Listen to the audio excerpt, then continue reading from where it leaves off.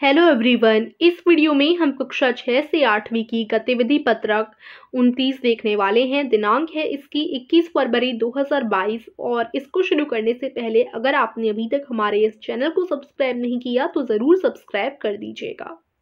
देखते हैं आज की वर्कशीट को। प्यारे बच्चों, आज का दिन खास है क्योंकि हर वर्ष 21 फरवरी को पूरी दुनिया में अंतर्राष्ट्रीय मातृभाषा दिवस मनाया जाता है। तो आज 21 फरवरी है, यानी आज अंतर्राष्ट्रीय मातृभाषा दिवस है। तो आपके मन में सवाल उठ रहा होगा कि मातृभाषा आखिर है क्या? ठीक है, किसको बोला जाता है मातृभाषा? क्योंकि इंसान का सबसे गहरा रिश्ता माँ के साथ होता है। अगर माँ इंसान को जन्म देती है तो भाषा उसे जिंदगी के अर्थ बताती है। हम सभी को माँ जन्म देती है और जो जिंदगी है, जिंदगी का अर्थ हमें भाषा सिखाती है, जीने का ढंग समझाती है। इतने गहरे संबंध के कारण ही इंसान ने भाषा का रिश्ता माँ से जोड़ा। जैसे माँ के साथ हमारा बहुत गहरा रिश्ता होता है, इसी प्रकार से भाषा के साथ भी हमारा बहुत गहरा रिश्ता होता है, क्योंकि भाषा ही एक ऐसी चीज़ है जो हमें जिंदगी का अर्थ बताती है और जीने का ढंग समझाती है।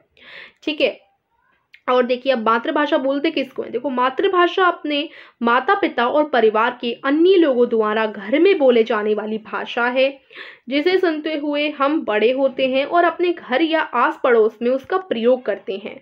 तो आपने शुरू से जो भाषा सुनी हो अपने मम्मी पापा की मुंह से, आपके जो मम्मी पापा भाषा बोलते हैं वही आपने शुरू से सीखी होगी। तो जो भाषा आपने सबसे पहले बोलना सीखा और जो भाषा आप आस पड़ोस में बोलते हैं, आपके माता पिता बोलते हैं, वही आपकी मातृभाषा है। जैसे पंजाब में किसी के माता पिता पंजाबी ही बोलेंगे तो वो अपने बच्चे को भी पंजाबी ही सिखाएंगे, तो उन सबकी मातृभाषा पंजाबी रहेगी। अगर आपने शुरू से हिंदी सीखी है और आपकी मम्मी पापा माता पिता सब हिंदी ही बोलते हैं, परिवार के अन्य लोग द्वारा घर में बोले जाने वाली भाषा हिंदी ही है और आपने शुरू से ही हिंदी सीखी है, तो आपकी मातृभाषा हिंदी कहलाएगी। ठीक है, मातृभाषा के प्रयोग से हम एक जुड़ाव और अपनेपन का अनुभव कर पाते हैं और आसानी से अपनी बातें कह पाते हैं। अगर देखिए अब आपने हिंदी आपकी क्या है? एक मातृभाषा है, इससे हमें एक जुड़ाव है और अपनेपन का अनुभव हम लोग इससे कर पाते हैं। तो अलग अलग लोगों की अलग अलग मातृभाषा होती है। किसी की पंजाबी, तो राजस्थान में रहने वाले लोगों की राजस्थानी होती है।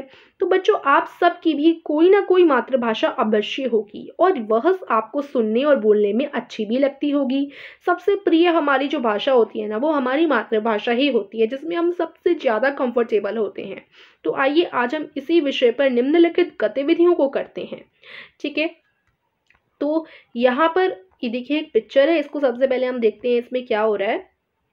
बच्चों, सीढ़ी को आपकी मातृभाषा में क्या कहते हैं? तो जो चढ़ने वाली सीढ़ी होती है ना, उसको इन टीचर ने पूछा है अलग अलग बच्चों से कि आप लोगों की मातृभाषा में क्या बोला जाता है सीढ़ी को।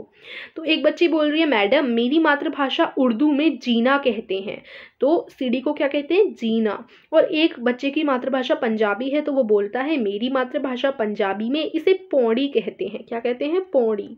ठीक है, उसके बाद देखो बंगाली में इसे मई कहते हैं, मेरी गढ़वाली भाषा में इसे पैड़ी कहते हैं। तो इस तरीके से अलग अलग बच्चों ने अपनी मातृभाषा में सीढ़ी का अर्थ समझाया है कि उनकी मातृभाषा में सीढ़ी को क्या कहा जाता है। ठीक है, अब कुछ प्रश्न आपको नीचे दिए गए हैं, उनको हम देखते हैं। और अगर आप कंट्रीज क्विज खेलना चाहते हैं तो ये नया क्विज स्टार्ट हुआ है हमारे चैनल पर। कंट्री क्विज खेलने के लिए डिस्क्रिप्शन में लिंक दे दूंगी आपको, डिस्क्रिप्शन में जाकर आप खेल सकते हो। और अगर आप अलग अलग देशों की भाषाएं सीखना चाहते हैं तो उसके लिए भी लिंक डिस्क्रिप्शन में है, आप जाकर डिफरेंट कंट्रीज की कोई सी भी लैंग्वेज सीख सकते हैं। ठीक है, प्रश्न 1 है, आपकी मातृभाषा क्या है? अपने माता पिता या घर के सदस्यों से पूछकर अपनी मातृभाषा में प्रचलित किन्हीं 5 शब्दों को लिखिए। तो आपकी मातृभाषा जो भी है ना, उसमें कोई शब्द आपको बताने हैं। जैसे आपकी मातृभाषा में सबसे ज़्यादा शब्द क्या बोले जाते हैं, सबसे ज़्यादा प्रचलित शब्द आपको बताने हैं। तो मेरी मातृभाषा हिंदी है, आपकी जो भी हो आप उसी के प्रचलित शब्द लिखना। तो जैसे हिंदी में काफ़ी प्रचलित शब्द हैं, माँ, पिता, जीवन, घर, स्नेह आदि बहुत सारे शब्द हैं। आप कुछ भी शब्द यहाँ पर लिख सकते हैं अपनी मातृभाषा के। दूसरा प्रश्न है, निम्नलिखित शब्दों को आपकी मातृभाषा में क्या कहते हैं? जैसे दरवाजे को पंजाबी में बूहा कहते हैं। इसी तरीके से आपकी मातृभाषा जो भी है उस भाषा में निम्नलिखित शब्दों को क्या बोला जाता है वो आपको बताना है। जैसे आपकी मातृभाषा में गुब्बारे को कुछ और बोला जाता होगा, पतंग को कुछ और बोला जाता होगा, रजाई को क्या बोला जाता है आपको लिखना है, चटाई को क्या बोला जाता है और टोकरी को क्या बोला जाता है।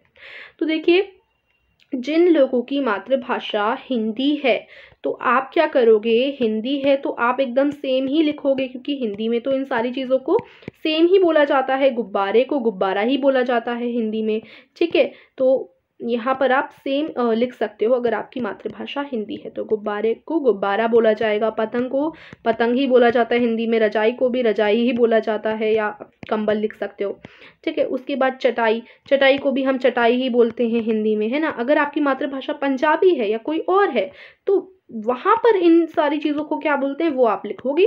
बाकी हिंदी में तो ये सारी चीज़ें ऐसे ही सेम टू सेम ही बोली जाती हैं, ठीक है। उसके बाद तीसरा प्रश्न है, आप अपने माता पिता या घर के सदस्यों की सहायता लेकर अपनी मातृभाषा में प्रचलित किसी एक लोकगीत को तैयार कीजिए और उसे अपनी कक्षा में सुनाइए। तो लोकगीत, अब देखिए हर एक भाषा के अलग अलग लोकगीत होते हैं, भजन कह सकते हैं लोकगीत को, ठीक है। तो आपको अपनी जो लैंग्वेज है, आपकी जो मातृभाषा है उसमें प्रचलित लोकगीत लिखना है।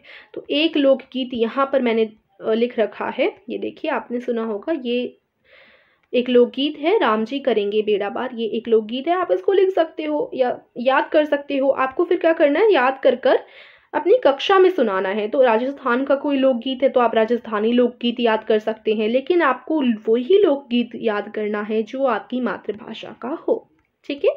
तो ये हमारी आज की वर्कशीट थी एंड आई होप आपको वर्कशीट समझ आई होगी। काफ़ी इंटरेस्टिंग वर्कशीट थी आज की। और अगर आपको इस वीडियो से थोड़ी सी भी हेल्प मिली हो तो हमारे चैनल को ज़रूर सब्सक्राइब कर दीजिएगा, वीडियो को लाइक कर दीजिएगा।